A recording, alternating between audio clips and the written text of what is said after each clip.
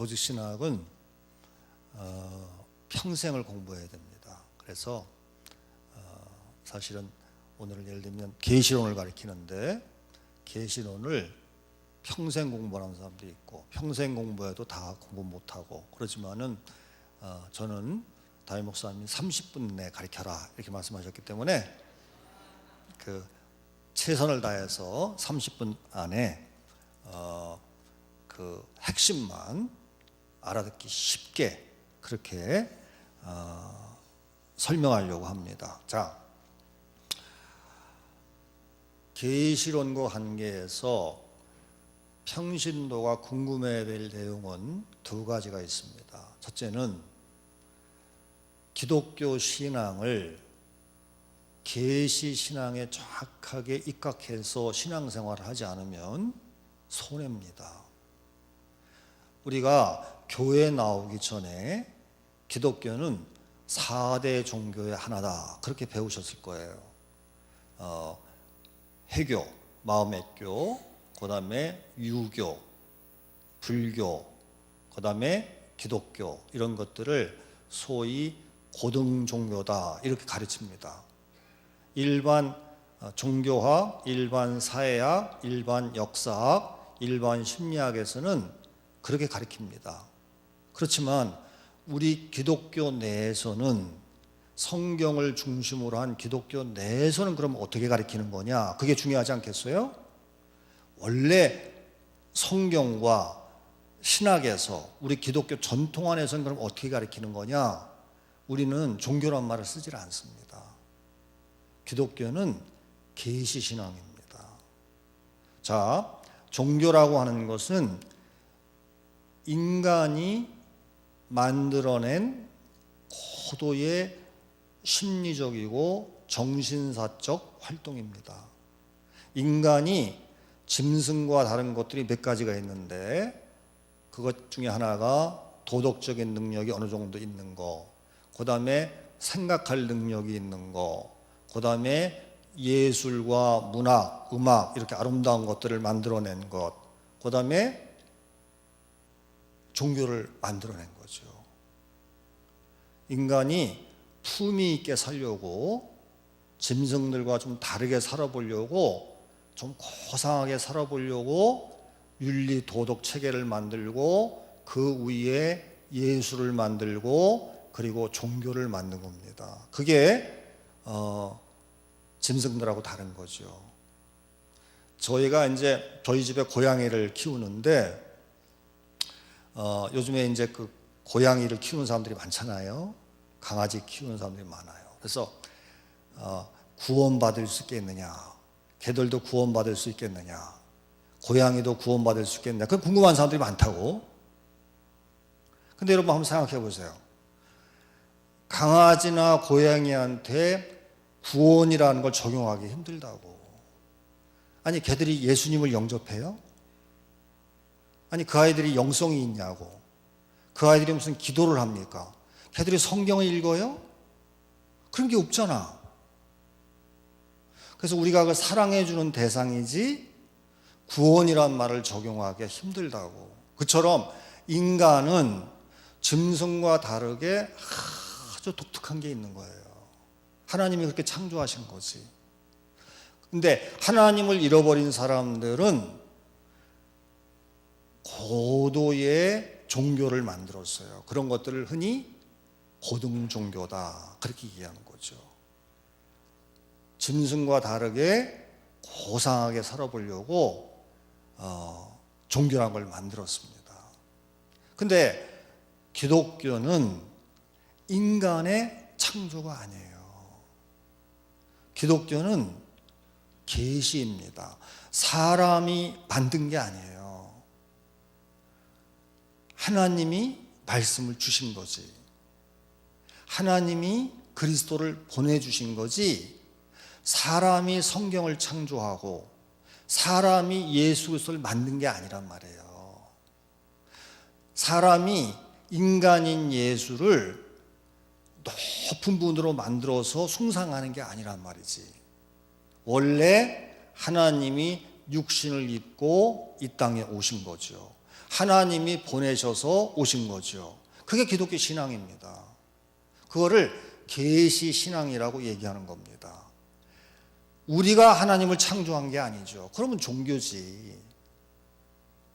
하나님이 우리를 창조하신 거지. 우리가 성경을 만든 게 아니에요. 하나님이 모세를 통해서 토라를 주시고 하나님이 말씀이신 예수 그리스도를 이 땅에 보내셨기 때문에 그것에 대해서 기록하고 있는 것이 성경이죠. 우리가 예수를 하나님으로 만든 게 아니라고, 하나님이 육신을 입고 이 땅에 오신 분이 예수님이죠. 할렐루야. 그래서 종교라고 하는 것은 인간이 고상한 것을 만들어내는 것을, 종교적 심리를 만들어내는 것을 종교라고 부르고, 계시신앙인 기독교 신앙은 하나님이 우리 편으로 오는 거예요. 하나님이 보내시는 거야. 하나님이 말씀하시는 거지. 자, 왜 종교신앙을 가져서는 안 되느냐? 여러분, 내가 하나님을 만들었다. 성경도 인간의 작품이다. 예수님도 내가 믿고 싶은 대로 믿는다. 그러면 그건요, 종교적 범주에 들어가면서 내 멋대로 신앙에 빠집니다. 최근에 어떤 목사님이 아주 검도를 어렸을 때부터 해가지고 건강하신 목사님이 병원에 입원하셨어요. 그래서 그 목사님 잘 아는 제가 그럴 리가 없다. 그 강철 같은 몸인데 어떻게 그 병원에 입원할 수가 있느냐. 속사정을 알아보니까 교회를 내 것이라고 여기는 분이 계시대, 교인 가운데. 그 대대로 그 교회를 설립한 분이 그 후예들이 그 교회에 많은가 봐요. 그래서 그분들이 교회 소유권을 주장하는 거야. 교회는 내 거다 그러는 거예요. 그래서 말씀대로 신앙생활을 하고 말씀대로 가르치려고 하는 목사님과 이렇게 목사님이 그 마음앓이를 하시는 거지. 목사님이 힘들어 하시는 거지. 여러분, 종교적 신앙이라는 게 뭐예요? 하나님이 지시한 대로, 하나님이 말씀한 대로 순종하면서 신앙이 성장하는 게 아니고 내가 그냥 마음 내키는 대로 신앙생활하는 거야. 말씀에 순종해서 신앙생활하는 게 아니고, 하나님이 주신 계시의 말씀대로 순종해서 신앙생활하는 게 아니고 내가 믿고 싶은 대로 믿는 거예요. 그걸 종교라고 그러는 거라고. 그러니까 인류사에 그런 종교가 만들어졌을 뿐 아니라 교회 다니는 분들도 계시에 입각해서 신앙생활을 하지 않고, 다시 말하면 하나님이 이렇게 신앙생활을 해야 된다, 그대로 신앙생활하지 않고 자기 믿고 싶은 대로, 생각나는 대로, 감정 끌리는 대로, 또 자기 집안의 전통 이런 거에 입각해서 신앙생활하면은 교회를 다녀도 종교적 신앙을 가졌다 이렇게 말할 수밖에 없는 거예요. 그게 종교야. 그게 교회를 다녀도 종교인이라고. 신앙생활은 어떻게 하는 겁니까? 내가 하나님을 창조한 게 아니고, 내가 믿고 싶은 성경 말씀을 스스로 만들어내는 게 아니고, 내가 골라서 취사 선택하는 게 아니고, 하나님이 이렇게 믿어라 하는 대로 믿는 게 바른 신앙입니다. 그래야 망하지 않습니다. 그래야 잘못된 길로 가지 않고 신앙이 깊게 성숙할 수 있어요. 자, 제가 첫 번째 말씀드린 거는 기독교는 종교와 다르다. 기독교는 사람이 만든 게 아니고 일반 종교처럼 하나님이 말씀을 보내시고 하나님이 예수 그리스도를 보내셨기 때문에 거기서부터 기독교가 시작이 된 겁니다. 그러므로 기독교는 인간의 마음의 소원, 그런 것이 형상화돼서 종교를 만든 게 아니고 하나님이 인류 구원을 위해서 말씀을 주시고 예수 그리스도를 보내셨기 때문에 거기서 시작된 거예요. 그래서 우리는 언제든지 하나님의 뜻을 찾는 겁니다. 그거를 계시 신앙이다 이렇게 얘기하는 겁니다. 그러려면 어떻게 해야 되겠어요? 다 예수님을 상고하고 예수님을 묵상하고 예수님께 기도하고 그리고 예수님이 담겨있는 성경 말씀을 찾고 성경 말씀을 묵상하고 성경 말씀을 순종하고 이게 계시 신앙입니다. 할렐루야. 자, 두 번째, 계시와 관계해서 평신도들이 또 궁금하게 생각하는 거는 계시를 받았다 이런 얘기를 많이 하잖아요. 계시를 받았다고 하는 사람들 쫓아다니기도 하고 또 계시를 자기가 받았다고 오해하기도 하고 그러면서 신앙이 흔들리는 사람들이 많습니다. 자, 나중에 좀 더 자세하게 말씀드리겠지만은 계시라는 건요, 예수님이 계시예요. 그리고 성경 말씀이 계시입니다. 어떤 사람이 계시를 받았다 그러면요, 그 순간 자기가 예수님 위치에 올라가는 거예요. 그리고 자기가 성경 말씀의 위치에 올라가는 거야. 이단들이 나는 계시를 받았다 이렇게 얘기하거든요. 성경 외에 새로운 하나님을 말씀을 받았다 그러는 거예요. 성경 외에 다른 가르침을 받았다 이렇게 얘기하는 겁니다. 그게 이단이 되는 거예요. 또는 성경을 존중하더라도 성경을 대체하지는 않지만 성경을 무시하지는 않지만 성경 외에 어떤 특별한 하나님의 가르침을 받았다. 그게 이단들이에요. 자기의 말을 하나님 말씀의 위치에 올려놓는 거거든. 계시라는 게 뭐예요? 하나님 말씀이잖아요. 하나님이 자기를 드러내는 거잖아요. 하나님이 보여주시는 건데 이단들은 자기를 그 위치에 올리는 거야. 하나님의 말씀, 성경 말씀, 예수 그리스도의 위치에 자기를 올려놓는 겁니다. 그래서 이단이죠. 그래서 여러분 성경 말씀 외에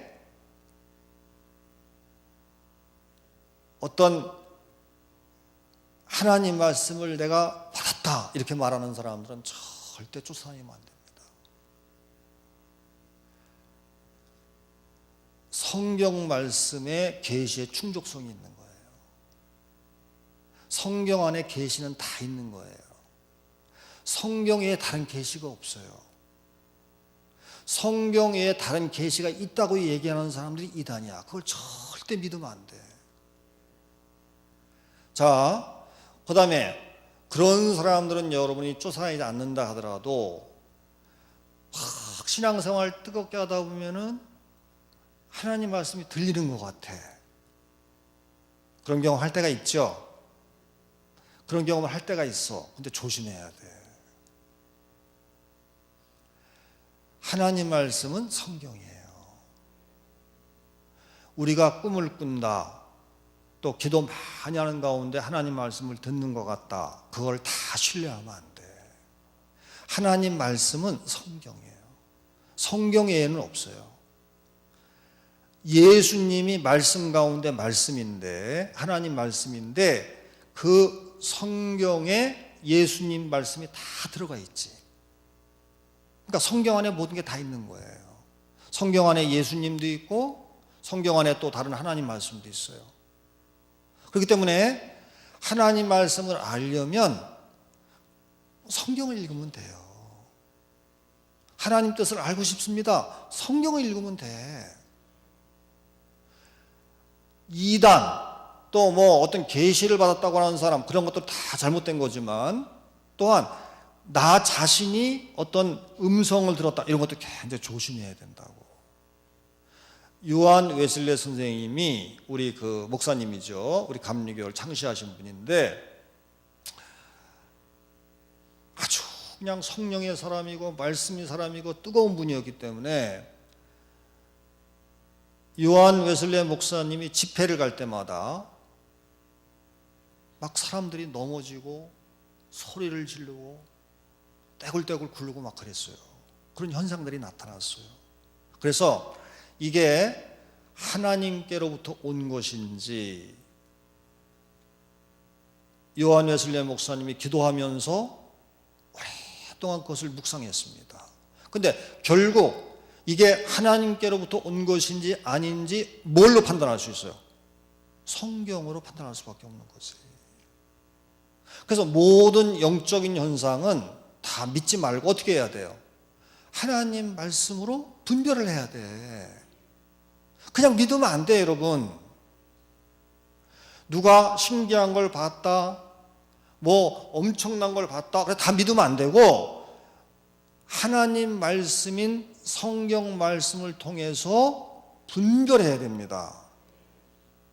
영을 다 믿지 말고 분별하라 그랬거든요. 기준이 뭐냐? 그런 걸 분별할 수 있는 기준이 뭐냐? 하나님 말씀이지. 여러분, 그런 현상이 없어도 좋아요. 왜? 성경 말씀이 있으니까. 그러나 그런 현상이 나타날 수도 있는데 그게 정말 하나님께로 온 건지 그렇지 않은 건지 그냥 내가 하도 그걸 바라니까 그냥 꿈속에 그런 것이 나타난 것 뿐인지 그런 거 알려면 어떻게 해야 돼? 성경을 읽어야죠. 성경 말씀을 가지고 분별해야 돼. 여러분, 이건 그냥 우리끼리 얘기라 나중에 녹음해서 좀 제거해 주세요. 제가 목회를 한 10년을 했는데 강화에서 10년 동안 하다가 이제 유학을 갔거든요. 목회를 작은 교회였지만 최선을 다해서 목회를 했는데 가슴 아픈 일이 하나 있었어요. 잘 해결되지 못한 채로 그 교회를 떠나서 지금까지 마음이 아프지. 어떤 여자 집사님이 최선을 다해서 신앙생활을 해. 남자 집사님은 맹탕이야. 근데 여자 집사가 진짜예요.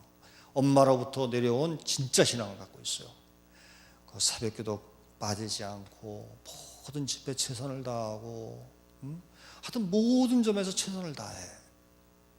근데 남편과의 사이가 별로 좋지 않다는 걸 알고는 있었는데 그 정도로 나쁜 걸 몰랐어요. 근데 어느 날 새벽기도 마치고 저한테 그러는 거예요. 딸이 셋인데 하나님이 아들을 주신다고 말씀을 하셨다는 거야. 근데 나는 그걸 믿질 않았거든요. 근데 상처가 될까 봐 얘기를 안 했어. 그냥 기도 더 해봐요. 그냥 그러고 말았거든요. 근데 아들을 주신다는 얘기를 점점 더 하더라고. 그리고 잘못됐어요.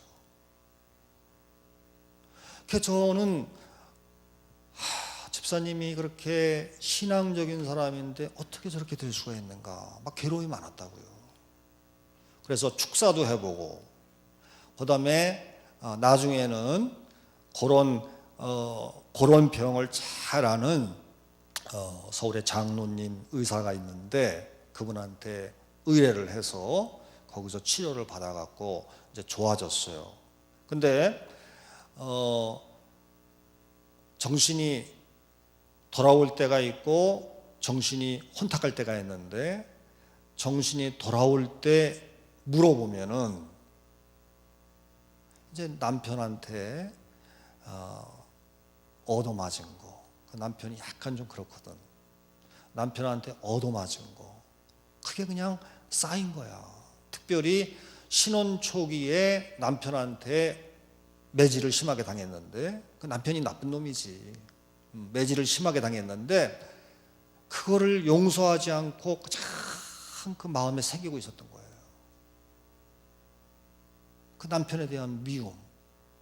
그 미움을 해결하지 못하는 그 마음에 그 더러운 마음에 귀신들이 역사하거든. 그러니까 교회를 다녀도 집사님 한번 여러분 잘 생각해 봐요. 교회를 다녀서 겉으로는 신앙이 좋은 거야. 새벽기도 열심히 하고 최선을 다해서 헌금도 하고 최선을 다해서 봉사하고 근사해 보이지. 근데 진짜 신앙이 없는 거예요. 여러분, 봉사를 열심히 한 것뿐이야. 그냥 집회를 열심히 다닌 거예요. 정말 신앙이 깊으면 어떻게 해야 돼? 아니, 남편 용서해야지. 남편이 부족하지만 점점 좋아지고 있었거든. 교회에서 봉사도 하고, 응? 그 마음에 있는 그 죄, 마음에 있는 그 원한, 마음에 있는 그 미움, 이런 거를 털어버려야지. 그게 신앙이 좋은 거 아니겠어요? 외형적으로는 신앙이 좋은데 내면으로는 썩어가고 있는 거라고. 그게 무슨 신앙이 좋은 거냐고. 그래서 그 뒤에 과연 정말 어떤 게 신앙이 좋은 거냐. 겉과 속이 같아야 되는데 겉은 멀쩡하지만 속이 병든 사람들이 많구나. 근데 이런 생각을 하면서 그게 저한테 목에 큰 충격이 되고 깨달음이 되고 어떻게 교인들을 새롭게 양육해야 되는가, 그런 거에 대한 많은 생각을 하게 되는 계기가 됐어요. 어쨌든 다시 원위치로 돌아가면은 그 집사님이 새벽기도 마치고 나서 자꾸 아들을 주신다고 하나님의 음성을 주셔요. 그때 내가 조심했어야 되거든. 그때 더 알아봤어야 되거든. 그게 이제 잘못돼가는 시초인데 그걸 내가 더 그 집사님하고 상담을 통해서 그 영적인 수준을 내가 잘 분별을 하고 적절한 조치를 취했어야 되는데 내가 실패한 거지. 내가 그걸 눈치를 못 챈 거예요. 저도 영적으로 미숙했기 때문에. 여러분, 음성이 들린다고 해서 그게 다 하나님 음성이 아니거든요. 그게 마음속에 있는 어떤 깊은 한이라든지 마음속에 있는 소원, 이런 게 그렇게 나타날 수도 있는 거거든. 그러니까 제가 말씀드리는 포인트가 뭐예요? 핵심이 뭐예요? 영을 다 믿지 말고, 음성을 다 믿지 말고, 계시 같은 게 들린다고 다 믿지 말고 어떻게 하라고요? 분별해야 된다. 말씀 중심의 신앙생활이 돼야 되고, 서로 그런 영적인 것들이 나타난다 하더라도 어떻게 해야 된다고요? 말씀으로 잘 분별하면서 신앙생활해야 실패가 없다. 잘못되지 않는다. 할렐루야. 자, 제가 몇 분 했어요? 25분 벌써 했어요? 그러면은 시작도 안 한 건데 큰일 났네. 그러면 간단하게 조금만 더 하고 마치겠어요. 이건 사실 그냥 시작도 안 한 건데, 자, 그러면은 본격적으로 그런 전제를 하고 나서 계시라는 게 뭐냐, 그것만 하고 마치도록 하겠어요. 계시라고 하는 거는 영어로는 이제 revelation 이렇게 얘기하는데, 감추어져 있던 것이 드러난다, 그런 뜻입니다. 여러분, 지금은 영화관이 어떻게 하는지 모르겠는데 제가 어렸을 때 영화관에 가면은 커튼을 딱 치잖아요. 커튼. 그리고 상영 시간이 돼서 뭐 이렇게 점점점 상영 시간이 가까워서 조마조마하다가 이렇게 커튼이 딱 열리잖아요. 그다음에 이제 영화가 시작되죠. 그 대한뉴스부터 시작해갖고 이제 그 영화를 이제 보여주는데, 그것처럼 계시라고 하는 거는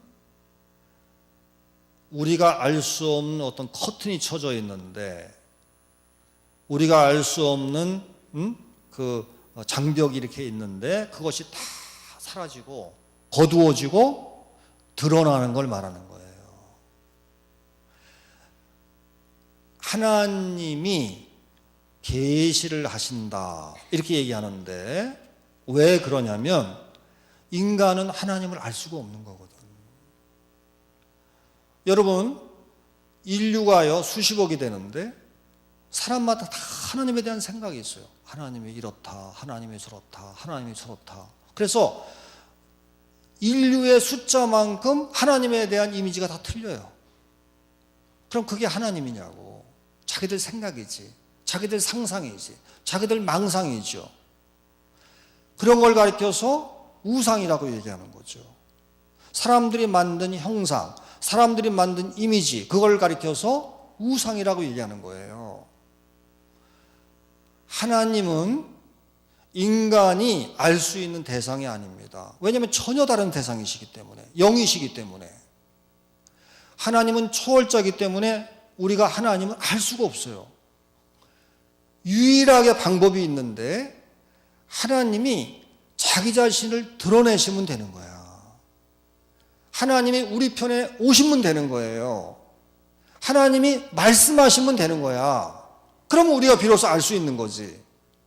우리가 하나님에 대해서 스스로 지어내는 것들은, 상상하는 것들은 다 우상이 됩니다.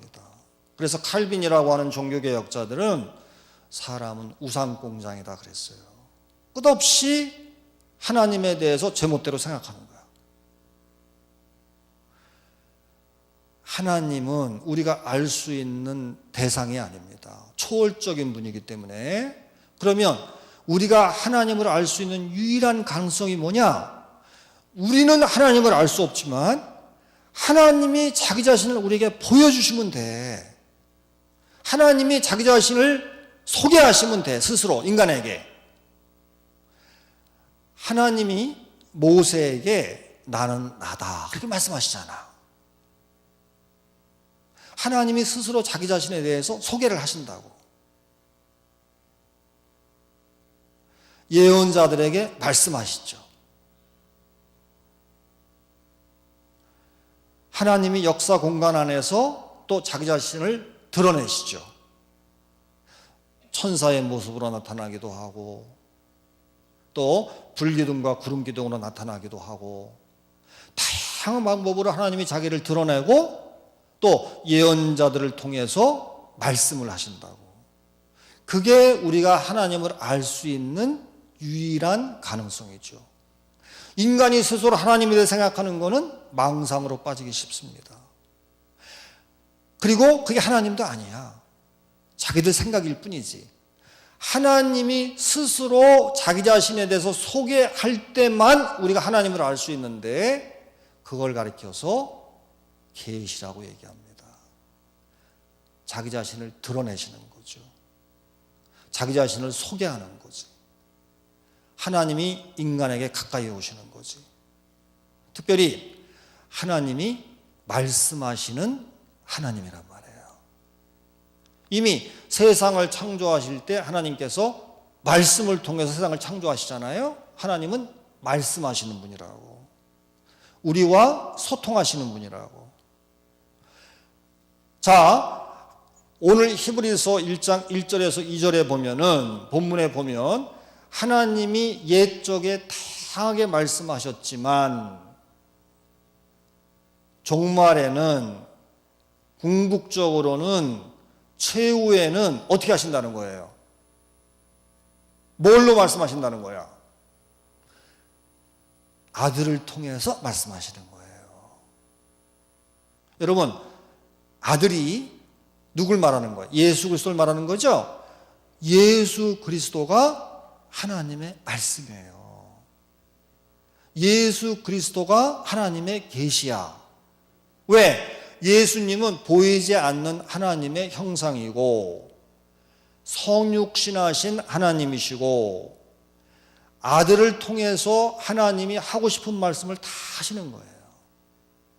아들이 하나님을 계시하고 율법을 재해석해주고 구약을 총망라해주고 그리고 하나님을 소개하시는 거예요.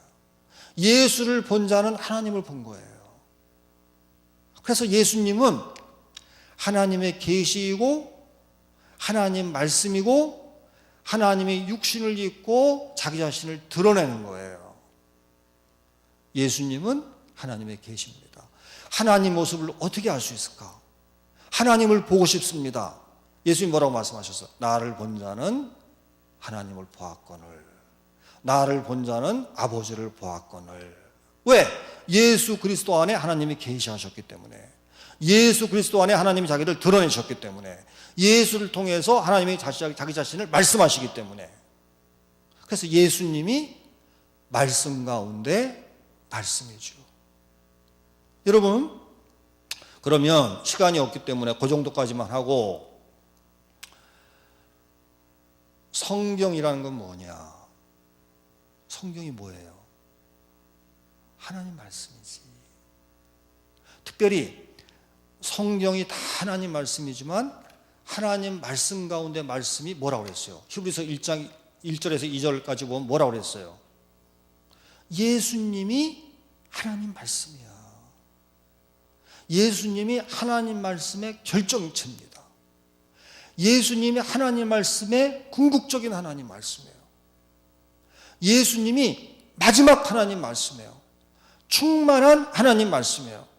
그렇기 때문에 성경이 다 하나님 말씀이지만 말씀 가운데 말씀은 예수 그리스도이기 때문에 예수님이 자기 자신과 성경의 관계에 대해서 뭐라고 말씀하셨어요? 성경은 나를 증거하는 것이다.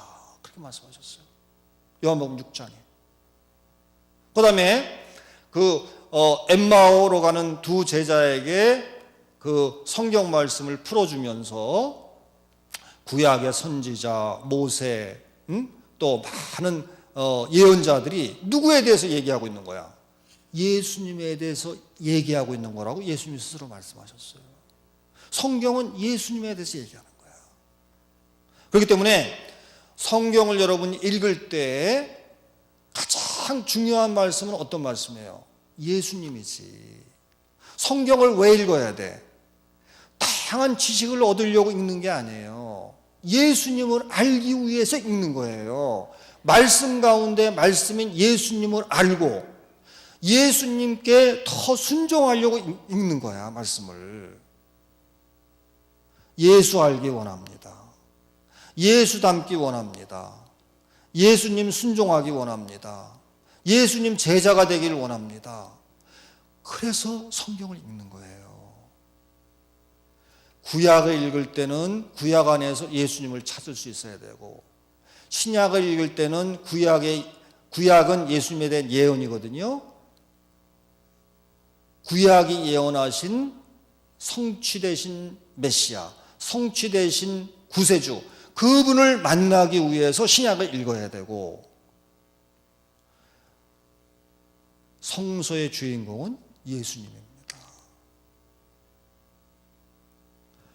시편 읽고 마음이 평안해. 그 정도로 끝나면 안 된다고. 잠언을 읽었더니 말하는 재주가 늘었어. 그걸로 끝나면 안 돼요. 구약의 역사서를 읽었더니 세상의 지혜가 풍부해졌어. 그걸로 끝나면 안 된다고. 성경을 읽는 목적이 뭐예요? 예수님을 발견하고 예수님 안에서 내 자신이 하나님의 자녀가 된 것을 깨닫고 더 하나님의 자녀로 깊게 성장하고 예수님과 더 깊은 교제를 하고 예수님을 닮아가고 예수님 안에서 성숙해가고 예수 아는 지식이 늘어가기 위해서 성경을 읽는 겁니다. 왜? 예수님이 계시 가운데 계시거든. 예수님이 말씀 가운데 말씀이거든. 성경의 주인공이 예수님이란 말이에요. 한국에 제자 훈련이라는 게 있는데 저희 교회도 하잖아요. 다른 교회에서 예를 들면 우리 교회에 오면은 제자 훈련을 시키죠. 그래서 우리 교회 역사는 이렇습니다. 우리 교회 전통은 이렇습니다. 그런 것도 가르치고, 그 다음에 기본적인 성경 지식을 가르치죠. 어느 정도 성경에 대한 지식이 끝나면은, 지식을 다 공부를 하면은 제자가 된 걸로 오해를 한다고. 여러분, 지식이 늘어난다고 교회에 대한 지식이 늘어나고 기독교에 대한 지식이 늘어가고 교회 전통에 대한 지식이 늘어나고 교회에서 잘 행동하고 예의 바르게 행동하고 그걸로 제자가 된 게 아니죠. 예수님을 만나야 돼. 예수님과 인격적인 만남이 있어야 돼요. 구세주인 예수님, 나의 주님이신 예수 그리스도, 하나님의 아들, 하나님의 계시, 성서의 주인공, 그분을 만나야 된다고. 다니엘도 만나고, 또 무슨 모세도 만나고, 나는 이사야가 좋아, 다 좋죠, 다 좋아. 그러나 성서의 주인공이 누구예요? 계시 가운데 계시가 누구예요? 말씀 가운데 말씀이 누구야? 예수 그리스도죠. 성경을 통해서 예수님을 만나야 됩니다. 예수에 대한 지식이 깊어가고, 예수님에 대한 사랑이 깊어가고, 예수님에 대한 믿음이 깊어가고, 예수님을 닮아가고, 더 예수님 앞에 진실하게 되고, 예수님과 인격적인 관계와 교제가 점점 깊어지고, 그게 성경 읽기의 목적입니다. 할렐루야. 자, 목사님이 30분 하라고 그랬는데 조금 지났어요. 그래서 정리하고 마치겠습니다.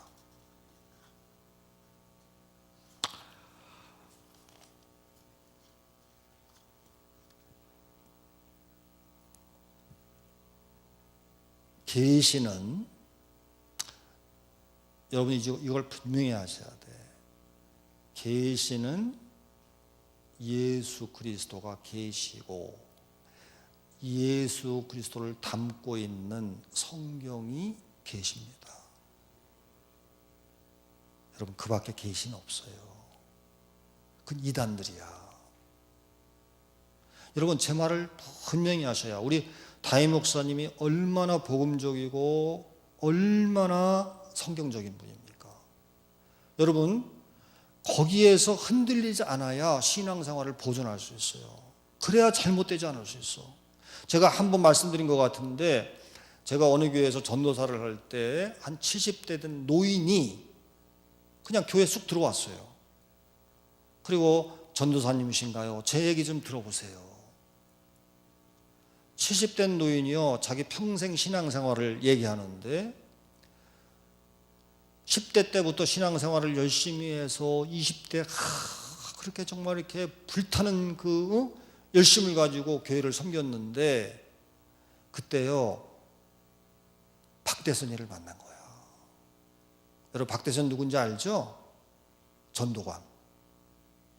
그래서 그 박대선 장로가 남대문 교회 장로였는데, 그 양반이 그냥 성령 받았다고 그러고, 무슨 계시 받았다고 그러고, 신비한 게 나타난다고 그러고, 그래서 막 그냥 동서남북의 전국에 있는 신자들이 그 사람을 쫓아다녔어요.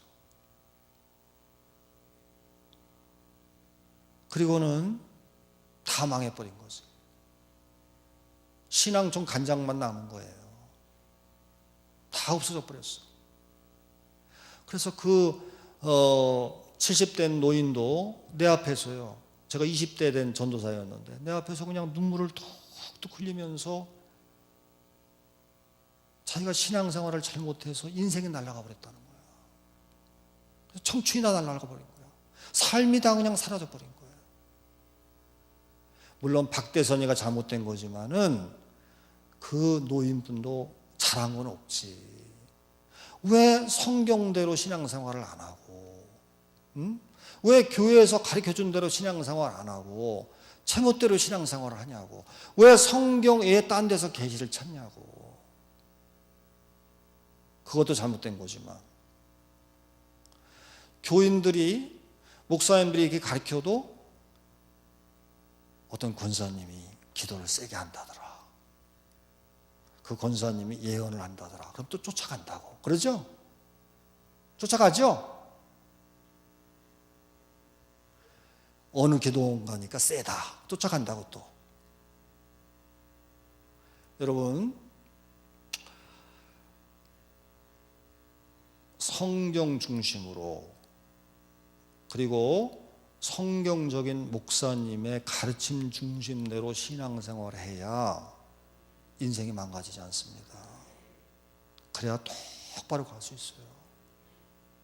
그리고 신앙생활 깊게 하는 분들 가운데 뭐 음성 같은 게 들릴 수도 있는데 어떻게 해야 된다고? 말씀으로 분별해야 돼. 그걸 믿으면 안 돼. 그냥 그런 건 다 감정적일 수도 있는 거고 심리적일 수도 있는 거예요. 또 하나님이 주실 수도 있지. 그렇지만 어떻게 해야 된다고? 분별을 해야 돼. 내 꿈이 그게 스탠다드가 아니고 그게 표준이 아니에요. 뭐가 표준이야? 말씀이 표준이죠. 말씀에 의해서 분별하는 신앙을 가져야 된다고. 그래야 삐뚤어 안 나가요. 여러분, 성령님은요 계시를 주시는 분이 아니에요. 한국에서 그것 때문에 혼란이 많거든. 심지어 많은 영적 지도자들도 혼란스러워. 성령님이 직접 계시를 주는 게 아니에요. 그것 때문에 혼란한 거야. 요한복음을 보세요, 여러분. 요한복음 요한복음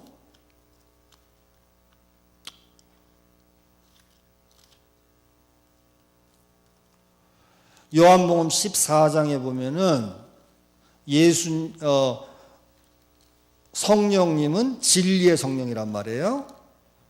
진리가 누구예요? 진리가 예수님이야. 성령님이 하시는 일은 뭐예요? 진리를 증거하는 거예요. 진리를 깨닫게 하는 거야. 성령님은 독자적으로 움직이시는 분이 아니라 신자가 어리석기 때문에 영적으로 아둔하기 때문에 잘 깨닫지를 못하기 때문에 보혜사로서, 보혜사가 뭐죠? 돕는 분이란 말이에요. 돕는 분. 우리를 도와서 예수님을 깨닫게 해주는 기능을 갖고 있어요. 그게 성령님이 하시는 일이에요. 그래서 진리의 영이라고 하는 거지. 그래서 14장 26절에 보면은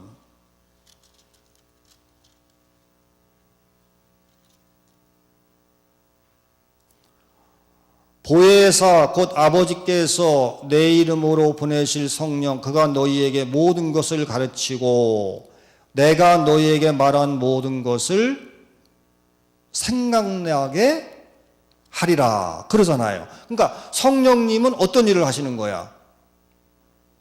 예수님을 깨닫게 하는 거예요. 16장을 보세요. 또 역시 예수님이 성령에 대해서 말씀하시는데 13절에 보면은 16장 13절 다 같이 시작.